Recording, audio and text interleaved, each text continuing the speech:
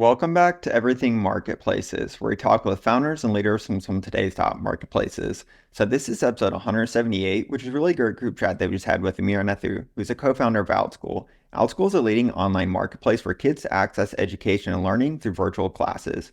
Outschool has been listed on A16D's Marketplace 100 list as one of the fastest growing marketplaces the past few years. They've also raised over 190 million in capital from top investors like Lightspeed Ventures and Union Square Ventures. So this is a great chat with Amir, where we went back to the founding story for Outschool, what the first steps were that they took to start as a marketplace, how they initially solved the cold start problem, how it's evolved and scaled. Amir gave us an overview of it as a leading online education marketplace today. We got to learn more about the recent growth, what the fundraising journey has been like, and we also had a great group Q&A. I really enjoyed this conversation, and you're going to find it a great watch to the end.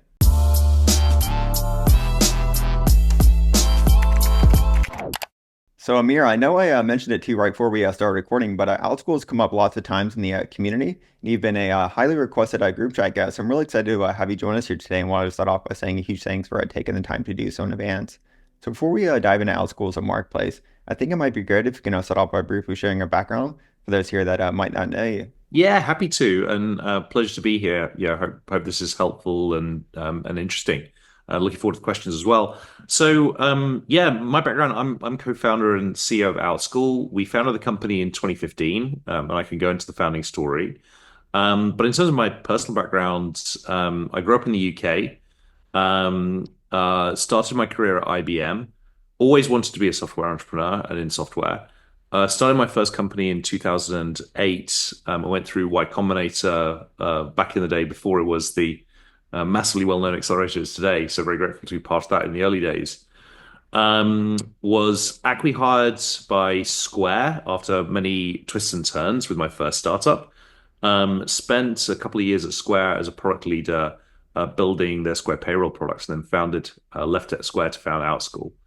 And yeah, that's a little bit about me. I live in San Francisco. I have a couple of kids who are now heavy users of my own platform, which is wonderful. Yeah, that's awesome, and thanks for sharing more with us. So, you're a lot that we're going to get into here, but if we go back to the very beginning, what was the founding story for Outschool, and what were the first steps that you took to start as a marketplace?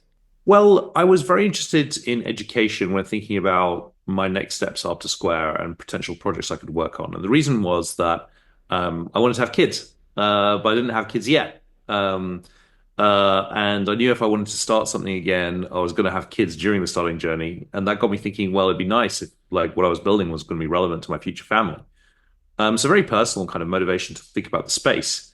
But then I started realizing this is a really, really interesting space because it was one that wasn't hot at all from a tech perspective. It had not been transformed by technology in the same way others had, and was in fact regarded as kind of a not great venture capital proposition or startup proposition because business models selling into school systems were regarded as, yes, you can create businesses there, but there hadn't been breakout success, there hadn't been breakout transformation. But I looked at this more and more and I started to realize, well, hang on, there's something very interesting happening here because I personally had grown up through the internet. The mobile phones were not everyone had mobile phones when I entered college. By the time I left college, everyone had mobile phones.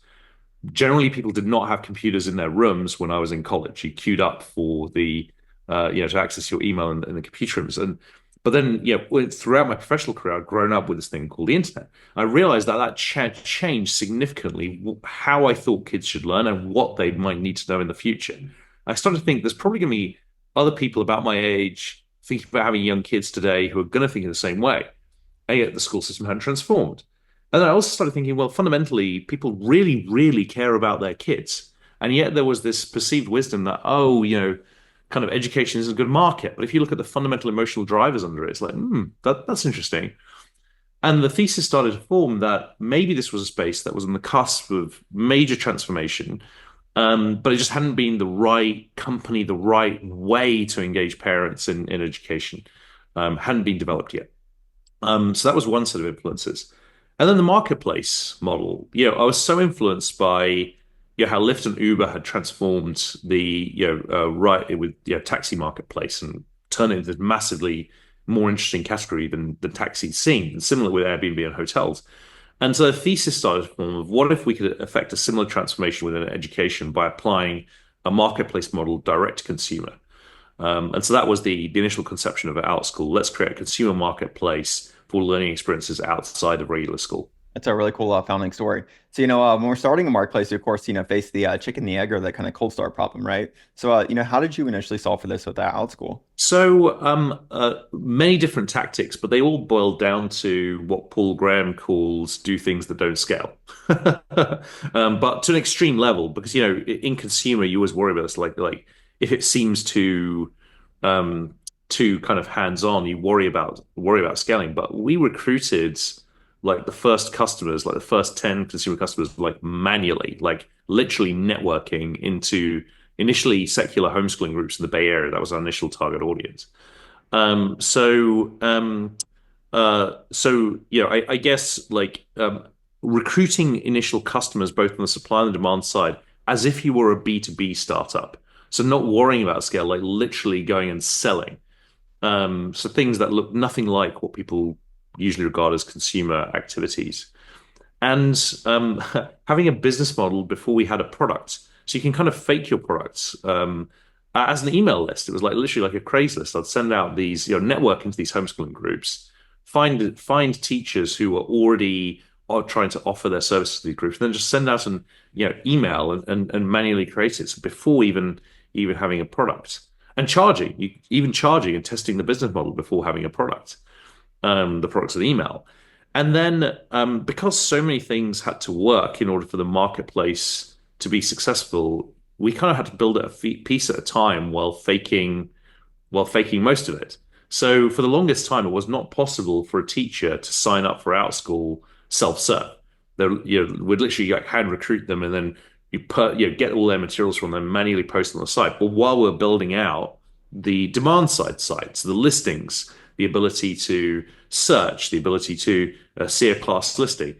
And then, for the longest time, when you hit enroll on the site, it was be hooked up via Zapier to PagerDuty, and I'd literally receive a page that someone had enrolled and put in their details, and I would then send them a Square invoice in order to effect payment until we build payment into the site.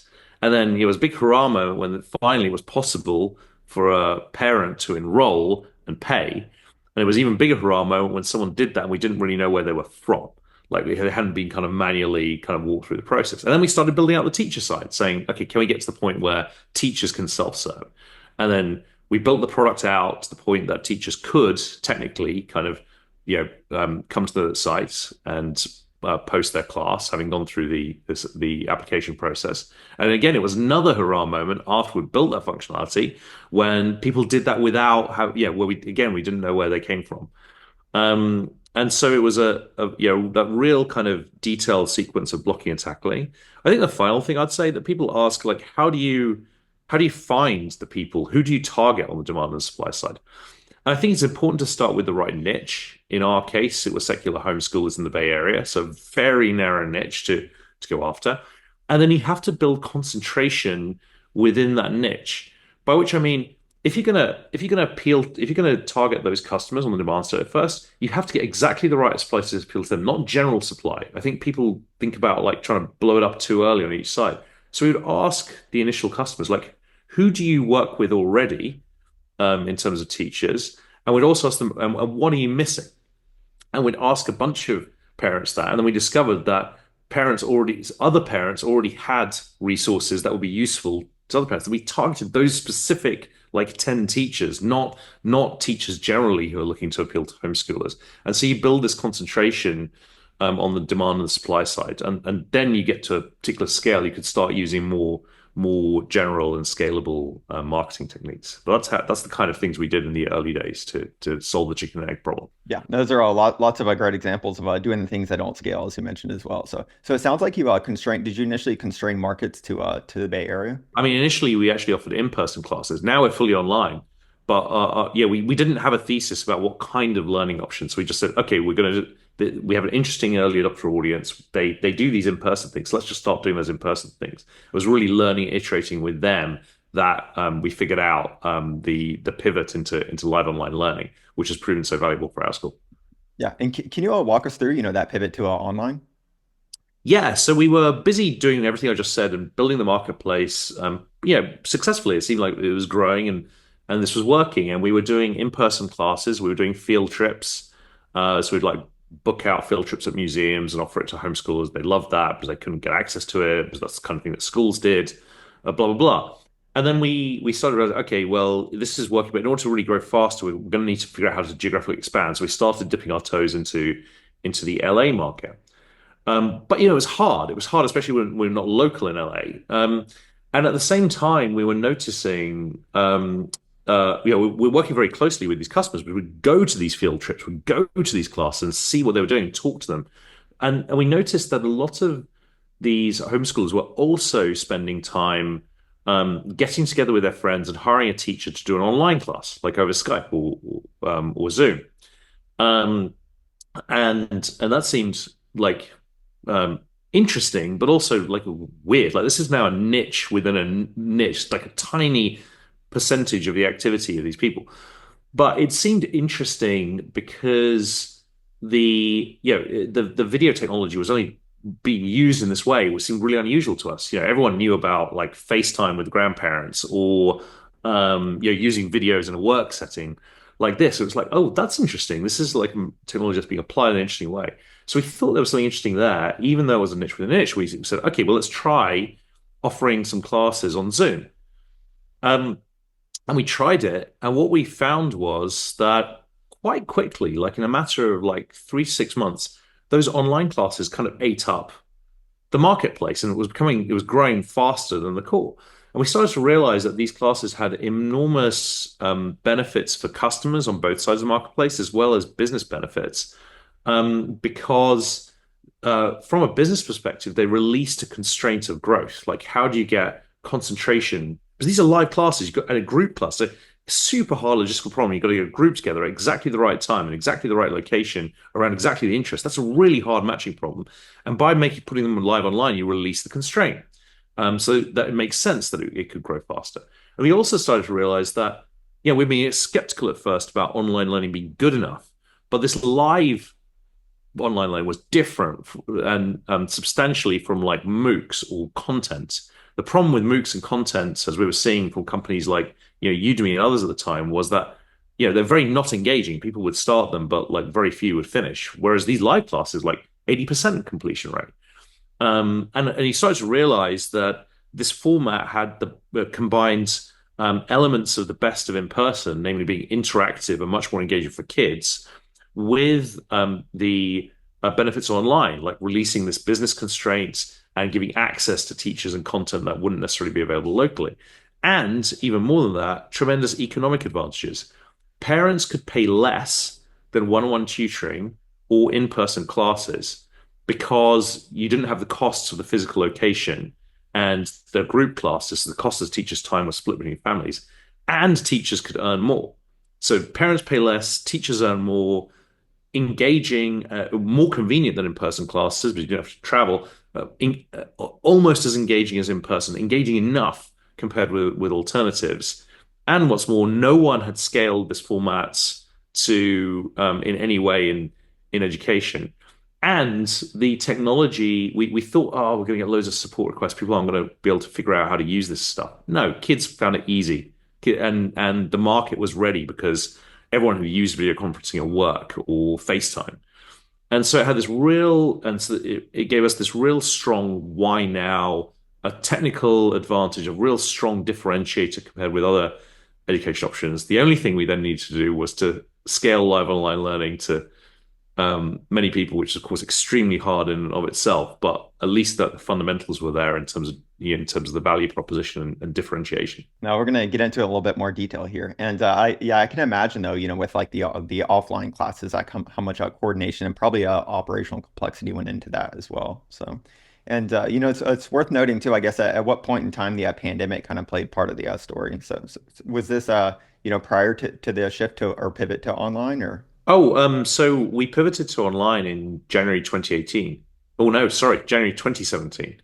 And we launched, we'd been kind of iterating the marketplace, very scrappy, not really launching, but we kind of launched and announced a previously raised seed round in summer 2017. That's where we really found product market fit. So this was well before the pandemic.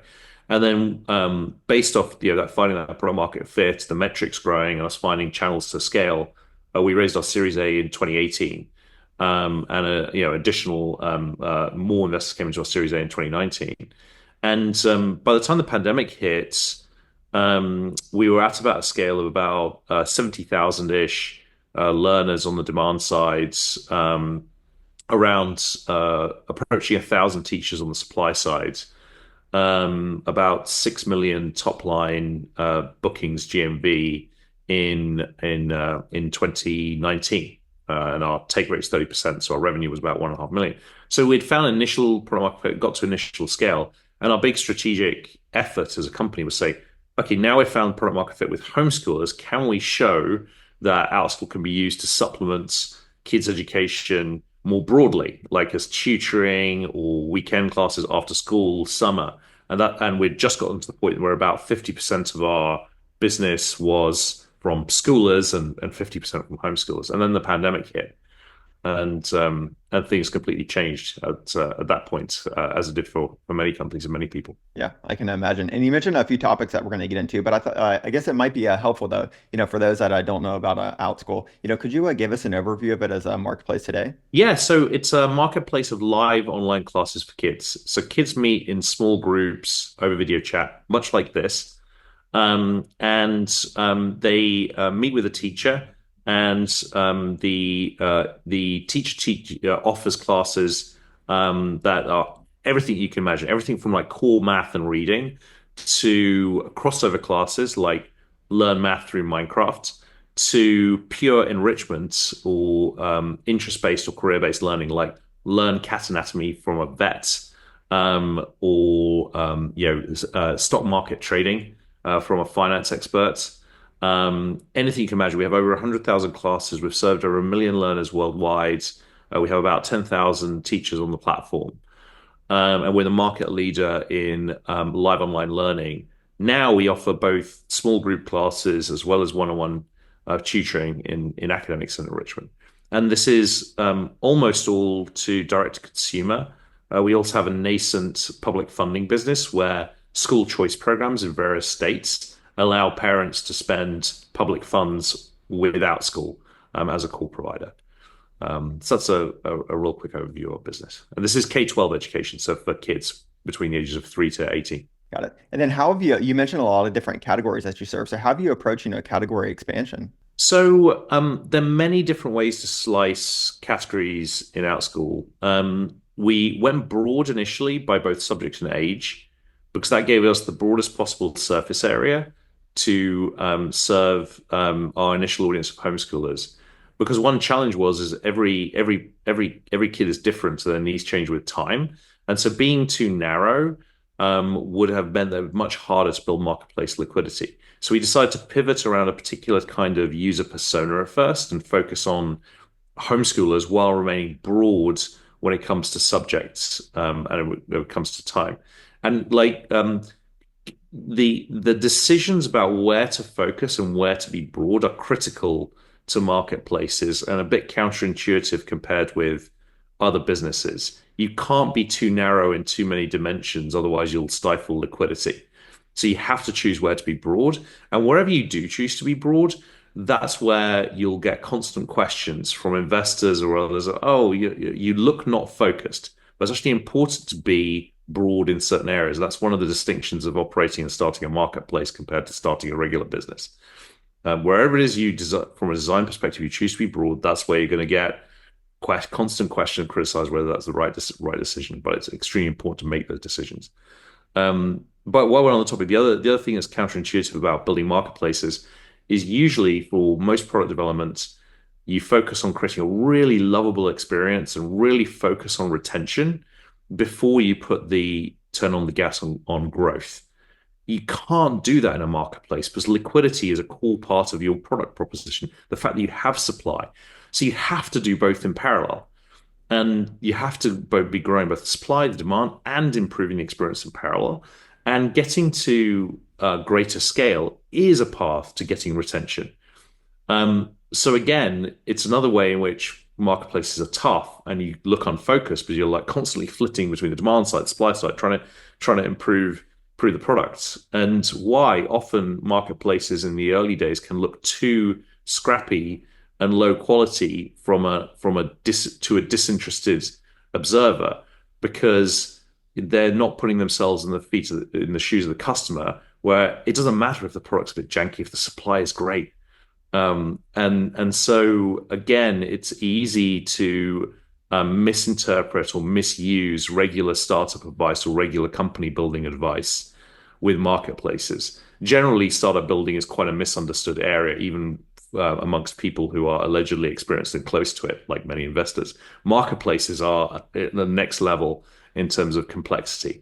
And so I think, trusting in your own insights into your market is even more critical when it comes to building marketplaces than other kinds of business, in my opinion. Certainly. So you've also been mentioned on A16Z's, Marketplace 100 is one of the fastest growing marketplaces the past few years. So wanted to, talk about growth and, so how have you approached growth at Outschool? So I think of growth as at the highest level. That I think there are two techniques to grow. Um, One is and I think of it like a boat. I don't sail, but this is just my analogy, so bear with me. It's like a boat. You have a sail, and you try and position your sail, and you design your sail, and kind of where you're broad, it kind of affects the shape of the sail. And you sit there in the market, you try and build a sail that's going to be positioned to receive wind, like trends in the market. That's one way to grow. The more common thing that's talked about when you listen to like Reforge or growth is building a growth engine. So that's like a repeatable motions like SEO growth loops or viral growth loops or paid growth loops, that kind of thing, or sales growth loops. And that's building a growth engine. And you've got to kind of have, or you'll benefit the most if you have both. And to make this real, for example, in 2018, after we'd found initial product market fit with secular homeschoolers, we found our first growth engine, which was actually a paid growth loop. Back in those days, paid was actually much more attractive because you could, once you get to a certain scale, like 1,000 customers, you could upload your customer list to Facebook and do a lookalike audience. Say, find me more people like these first 1,000. You need a minimum of 1,000 before it became effective. And it'd be really effective. And then on the supply side, we had all these interesting classes, which turned out made great Facebook ads. We didn't need to design ads. We just, uploaded a feed. And we discovered that, we were able to buy customers with like a 3 to 6 month payback period. So we're able to scale our revenue pretty rapidly and then put the revenue back into scaling this paid growth loop. And that allowed us to grow our business like 4 or 5x in 2018, which is by far our fastest growth rate at that point. So that's an example of discovering a growth loop and then putting your foot to the gas to really kind of make that scale. Another example of growth was obviously COVID. Now, COVID was the most enormous gust of wind in the market, towards online learning. But we grew 15x in 2020. Most edtech startups grew about 3x. So why was this gust of wind so effective for us? Part of it was just structural positioning, like we were live online learning, which everyone wanted versus other types of online learning. But other key attributes of marketplace that enabled us to scale very rapidly within that gust of wind was the fact we were so broad with the age ranges and the subject areas. And so every part of our market, we had built this big sail and every part of it was capturing wind. And then we positioned it right. So even before COVID shut schools down, we started to realize that this might be really big for our business. And we did two things, completely separate to building our product. We started doing webinars for teachers and administrators because we started realizing that probably of any organization in the world, we were the most experienced at running these live online classes. And that suddenly all these schools were going to try and do the same. So we didn't try and make money out of it. We just like I said, shit, well, we don't really know what to do. So what we're going to do is just we're going to try and help. And we have this expertise. We just start running these webinars. They became hugely popular. Thousands and thousands of teachers and administrators joined. And then through that, we realized this is a drop in the ocean. This is going to be an absolute shit show. in the school system in general. And no matter how much we quickly we try and transmit this knowledge, like you can't just take a system and put it online overnight. It's going to be an absolute shit show. And then we started to think, well, what's going to happen? Well, families with means are going to come to Outschool and other sites to try and fill in the gaps and supplement education while the school system attempted to adapt. Um, and secondly, families without means were going to be left out hanging. And so we span up a non-profit arm, and we said, well, what we're going to do is we're going to offer free classes for parents in need, because that's going to be a critical need during this pandemic. And we funded it initially from the company. We did a partnership with Zoom. We funded to like 50K. We're going to offer 50K free class, and we launched this program on Friday 13th, 2020, which happened to be the day that mass school shutdowns happened.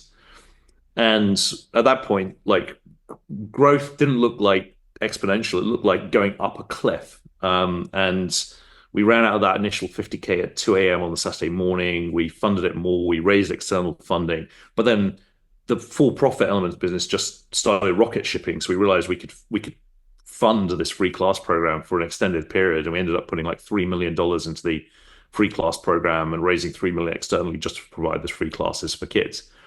So that was an example of the wind and positioning. It's an extreme example. You can't usually. We didn't build this company expecting there to be a global pandemic, right? So you can't rely on it to the extreme degree that we did. But that's an example of how, building a sale, experiencing a massive upshot of wind and correct positioning can also be a driver. And so those two tactics: find growth loops and position your company for market tailwinds. That's pretty incredible growth. And, something we're also talking about here in the community is, how big of an advantage it can be kind of having those tailwinds, right? And then at the same time, how hard it can be kind of facing headwinds. So, Yeah, and we experienced the reverse coming out of COVID, right? Because and it's not that we experienced it's not the reverse in the sense that it's headwinds. Like it's more like when you experience those tailwinds and then the tailwind drops back to kind of normal levels. The massive danger for a marketplace is your demand's going to drop. So even if you're positioned very well for the long term and it's just a natural resetting, your demand drops. Now, what happens when your demand drops? You risk losing your supply. What happens if you risk losing supply? Well, then your product becomes less attractive and maybe retention goes down. So there's a big danger that you get into death spirals the other way around. It's incredibly strong on when you're growing both sides because you're getting more scale advantages. So momentum is particularly important to startups. But then it's never a kind of a smooth road. So then what's the playbook? And this is something I've kind of learned the hard way over the last couple of years, and now we're out the other end, fortunately. But what's the playbook when you are or do face that declining tailwind and you're worrying about retention? Um, I think the playbook is focus on providing a real quality experience for your supply side and both sides, but it's really, really important to retain your supply side. One. Number two, you have to invest enough. So even if you've got all these declining tailwinds, that's a time that can be a time when I've got to be efficient, right? I've got to cut costs. Yes, to an extent, but what we did was we invested enough to hold our top line flat despite those tailwinds. That allowed us to not get in that spiral. And this is a really tough conversation from an investor point of view, because investors, by and large, are used to, when things are going well, you invest more. When things are going badly, you kind of take your time to figure it out. And for most businesses, I think that's exactly right. For marketplaces, it can be death. And what you have to do is make sure in the good times you raise sufficient money and then don't spend it. And then in the bad times, you kind of soften the blow by continuing to invest and making in growth and making sure that even though you're not growing your top line, you're still investing to smooth that over. And again, this is something that really most investors, even if they understand intellectually, it feels really hard and risky to do because it goes against our instincts, of hunkering down when things are going not so great and then being overly enthusiastic when things are good. And as a marketplace founder, you've got to kind of dampen both of those instincts. Certainly, that's a great transition actually into fundraising because that was a topic I wanted to discuss a little bit. And I believe you've raised whatever 190 million from some pretty awesome investors like Lightspeed Ventures and Union Square Ventures. So, what has the fundraising journey been like, and what are some of your key learnings from fundraising? So in the earliest days, we decided we weren't going to raise very much funding, and only from true believers, because marketplaces tend to either work or they don't. And so we believed it would generally be hard to show kind of the quality experience, the quality of metrics needed to raise large amounts of money in the early days. And secondly, that's doubly the case in ed tech, which wasn't regarded as a hot investment area. So we designed the company to be very patient and scrappy in the early days. There was four of us for like 3 years. So very, very scrappy, almost to a kind of extreme degree. We did raise seed funding, but we were very, very careful with it, and our focus was long runway in order to figure out the initial kind of chicken and egg problem. Then we started putting on our foot on the gas after it was clear that we had product market fit. And the clear signs of that were flattening retention curve, not as high as we would like, but the retention curve did flatten after about 6 months. Good CAC LTV characteristics as we found that paid growth loop in 2018, and a chart that looked like that in terms of top line GMV. And that gave us power with Series A investors. Oh, and also being around $1 million revenue run rate.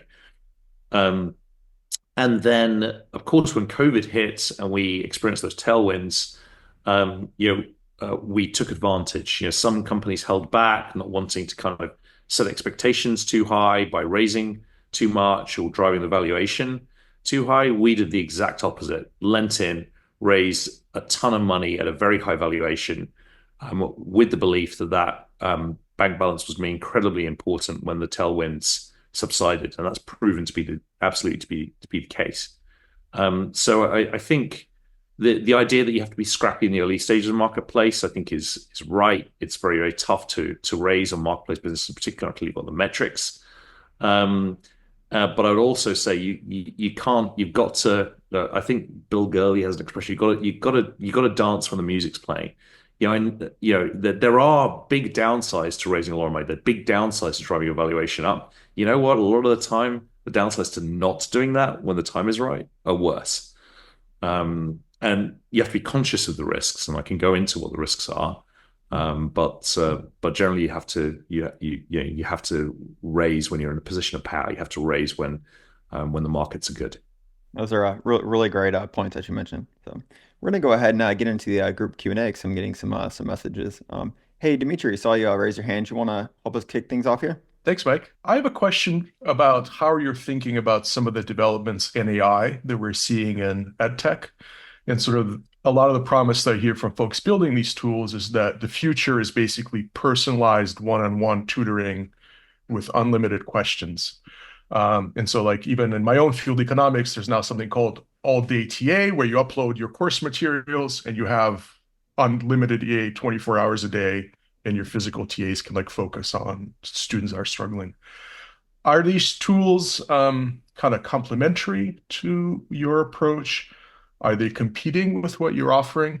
And in particular, are you worried about like a superstar dynamic where there's only, a handful of really awesome math teachers that are all sort of AI augmented that kind of capture a large share of the education market and obviously changes their bargaining power with your platform? And kind of how do you think about all this? Yeah, great question. I think my answer differs in the short term compared to the long term. In the short term, I think we benefit quite significantly from these trends because the initial use cases for AI that have been widely adopted are things like saving teachers time and kids cheating on homework. Well, guess what? If teachers can save time, they can spend more time teaching on Outschool. If kids are cheating on homework, it's disruptive to traditional education, and generally anything that disrupts traditional education is going to benefit our platform. And similarly, I think the other thing from a societal perspective is that one of the reasons why anxiety has been increasing with traditional education and people are searching for alternatives like Outschool is because people sense that how the world is changing and what they're experiencing as parents in their everyday lives is diverging from how school is operating. And that sense of the incongruence between traditional schooling and where the world is going is going to increase with AI, and so benefits our business. I think the challenge will come with if this idea, this vision of the all-encompassing AI tutor can actually be made real, because it's a lot more than demos, and B is actually appealing to kids and parents, which I think is the big risk. That's the key question. Our bet is that there is enduring value in humans in education, and parents on even if that amazing tutor automated tutor is possible, and I think there's still big questions about that. Parents are not going to want their kid to spend all of their time in front of a computer interacting with an AI tutor. They are going to want a human education. Now, what the humans do is an open question. But what if the AI thing is better at teaching math, better at doing the majority of what we consider kind of current core education? It'll have to evolve, but as a parent myself, I think I want my kid talking to humans as part of their kids' education. So we're going to focus on that part and use AI to make the human interaction better, where there's everything from discovering the right humans to put together to have a really great learning experience, to reducing kind of teacher workloads, to like AI teaching assistants, superpower teachers, personalize. All of those are within the scope. But I think the idea of completely replacing humans in K-12 education is wrong. Thank you. And not because it's ethically wrong, but because people don't want it. Awesome. That's a great question. Hey, Lee, do you want to come on? Yeah, hey, thank you. Wanted to learn a little bit more about the pre-tipping point experiences on go-to-market. You mentioned that you had a period of 4 to 5x growth, generally driven by paid. I was curious, was that the member side or the teacher side? And really specifically, like what was your approach for when you didn't get a class to critical mass? I'm an Outschool parent, and I know that one of my classes didn't move forward. I have to imagine that was happening all the time in the early days. So if you could kind of combine those two questions, I'd really appreciate it. Great questions. You asked about the paid growth loop, but that came in 2018. So 3 years beforehand, when we were scaling to get the parent side to above 1,000 and the teacher side to into the thousands, the teacher side to 100, which were nothing to do with paid. And I think it'd be wrong to use paid too early. In the early days, the first kind of methods to kind of scale were basically, I'd call it community growth, like meeting influential parents within the homeschool community who ran Facebook groups and Yahoo groups, getting them on side, getting either the ability to post those groups ourselves, or get the organizers to post on our behalf, or even at one point we paid a consultant who was like a very connected homeschool mum to kind of promote us in these groups. So it's community based.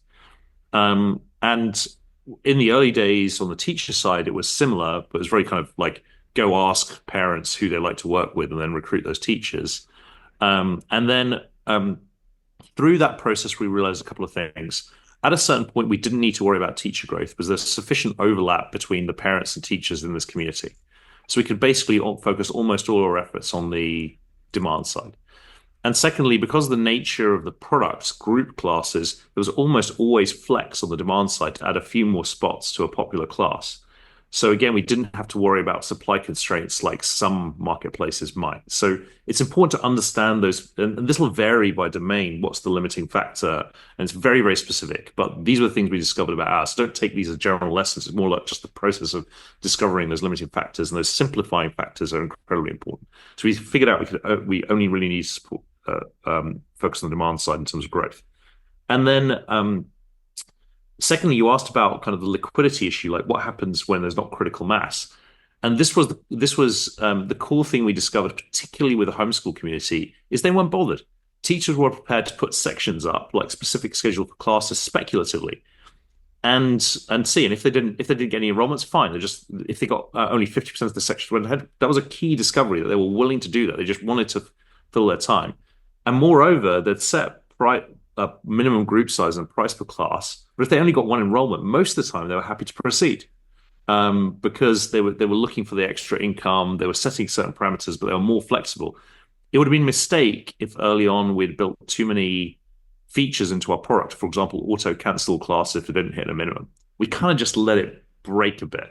And this is kind of part of the jank that you kind of need to introduce to a marketplace in order to make sure it's flexible enough to deal, so you actually learn what people want rather than assuming it and building features too preemptively.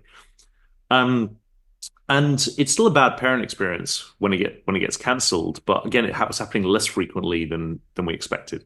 I think the other critical piece was a tolerant early adopter audience who was into experimentation, who was so underserved that they were willing to tolerate jank that later customers wouldn't. But then later you're at scale, so you can make the experience better. So it's really important to kind of, for us in this domain and probably in marketplace in general, to in the early days be serving people who are so underserved they'll tolerate things like that. Then the paid loop came later, once we're already at sufficient scale. We were really trying to put our foot on the gas and find more scalable methods than the early methods that we used. So Tell me what that scale was, like when you turned that on.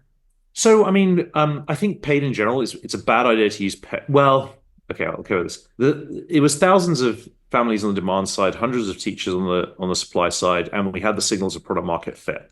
I was about to say it's probably a bad idea to use a paid loop specifically until you've hit product market fit, or at least have strong unit economics. There might be some arguments that in order to bootstrap in certain markets, that some selective use of paid earlier might make sense. But I'd generally be very, very wary of using paid techniques until you've found product market fit with a strong business model. Awesome. Those are great questions. Appreciate it. Hey, Amir, I actually want to jump in here and ask a question that a founder wanted to ask me in advance and sent me. But it's around, the role that trust and safety plays with Outschool, and maybe some of the measures that you're taking with potentially like vetting teachers. So could you share more about that? That's a great question because it's a core design question for a marketplace. Are you a completely open marketplace? Are you managed? Are you somewhat managed? Are you fully managed? Especially with marketplaces involving labor, then there's a question of, are you a platform serving kind of independent businesses on the supply side, or are you ultimately kind of a W2 employer? Lots of issues around that. We learned, well, at first we created the marketplace as open with kind of vetting after the fact. So in the very earliest stages, with the first version of the self-serve supply side was you could put a class up and then we'd kind of check after the fact whether it was rubbish. But because of such a small community, interlinked community, that in itself kind of provided some reassurance. But we always thought that in education, this couldn't be completely open. This just couldn't be completely open. This can't be a Wild West like YouTube. We wouldn't be able to retain parent trust if we did it. So we always intended to manage it, but the question was how much. What we landed on was we have to be more open than the school system. But honestly, that's not hard. It's really not hard. But we actually want to go quite a lot further than being so tend towards openness, but that encourages experimentation, learning, and liquidity. And it's also a design feature based on our thesis about demand. This is a market where we believe personalization is extremely important. And the best teacher for one kid is not the best teacher for another. And we'd also have to check ourselves. We watch some of these class videos from the early classes and we see this teacher, I'm not sure this is good. The kids loved it. And so you, as an adult, you've also got to be a bit humble that there's the good fit for kids, and you might not think it's good, but if it as long as it meets certain criteria and the kids love it, then you should let it go. So we opted to be managed, but be very liberal. Now, how do we manage? Well, safety. We can't have predators on the platform. We can't have bad actors on the platform. So we need background checks. We need a teacher application process, and then content policies. So while we don't want to set curriculum and we want to enable experimentation for teachers to teach class or want us to keep, we need to put some limits in place. And the limits we put in place are our content policy is that classes must be secular, objective, and age appropriate. And by objective, by secular, we mean you can teach class on religion, you just can't do religious instruction. By objective, we mean the majority of experts in this field would agree that this is a reasonable way for the class to be taught. And age appropriate is following guidelines from the World Health Organization and other international institutions that this is appropriate content for this age or not appropriate content for this age. We set those, but those are very specific to our domain and also kind of specific to some of the challenges of our domain. So if you're thinking about these design choices for your marketplace, it's very domain specific. Why those particular ones? Why secular? Well, our early adopter audience was homeschoolers, and a lot of people have a preconception that homeschooling is done for very kind of extreme religious reasons. We were worried about being tarred with that brush when we went to a wider audience. And our early adopter audience were hypersensitive to have religion stuffed down their throats. They insisted that we have a secular policy, but they didn't want religious curriculum. So it's driven by customers and driven by strategy, not ideology. Um, and then objectives. Similarly, like we kind of want to go for the widest audience and eliminate sources of distraction and controversy.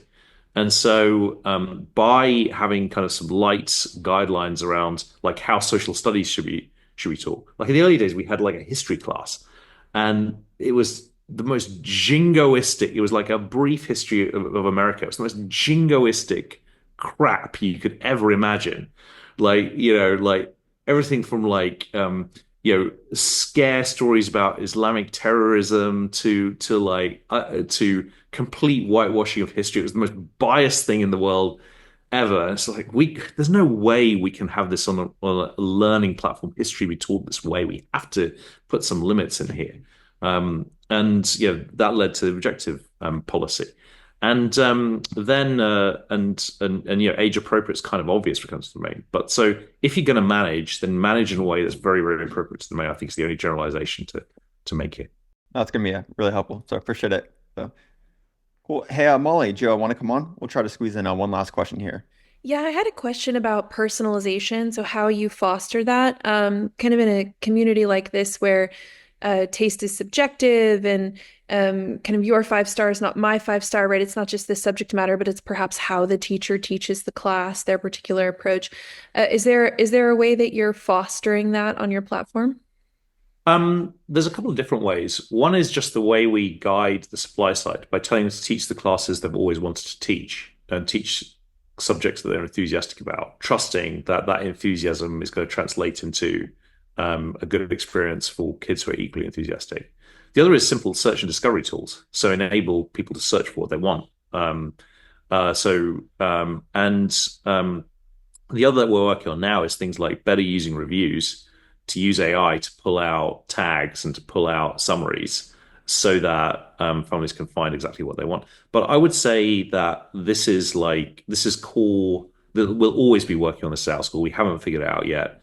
We did certain things in the early days to enable this, but this is the forever challenge for Outschool, and I think for many marketplaces. One of the challenges of marketplaces is in theory having all this variety of supply provides tremendous value for demand, but it's actually a scale disadvantage because the more you scale, the more overwhelming your supply gets unless you provide better and better tools for personalization. So that's why it's a forever problem for a marketplace like us. It's a good last question to wrap things up. So we're out of time here, Amir, but really appreciate taking the time to join us here today. This is really cool to hear about all your experience and learnings and insights here from building Outschool, and it's really incredible to see what you built with it as a marketplace too. So big congrats on that as well. So actually, I had one last question before we wrap things up, and that's kind of my closing question, which is if you could go right back to before you started Outschool, what would you tell yourself about marketplaces specifically? That's a great question. Be ready for a long, difficult road. But if it works, it works. If it works, it works. And stick to your guns. There's a lot that's counterintuitive about marketplaces. I hadn't fully appreciated that. You got to stick to your guns and trust your instincts and trust your insights into your own market. That's going to be a great parting advice for us all here. And last but not least, time for a quick plug. Where can we keep up with you at? Amir at outschool.com. Would love to hear from you. I love startups, love marketplaces. Feel free to get in touch. LinkedIn. I'm very active on LinkedIn. Feel free to follow or connect. Would love to hear from you. Awesome. I'll include links in the recording, and I'm sure you'll have lots of marketplace founders coming your way. So we really appreciate taking the time to join us here again. And thanks everyone for the great questions.